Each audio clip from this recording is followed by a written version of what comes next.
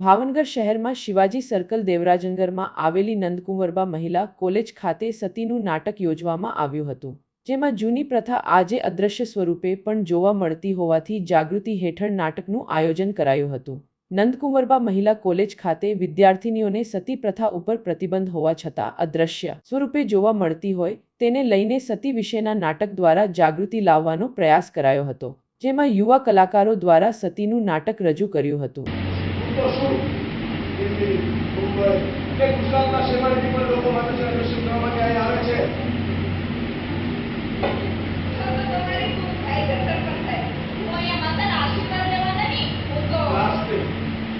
નાસ્તિક ને પણ આસ્તિક બનાવીને છે મારી માતા।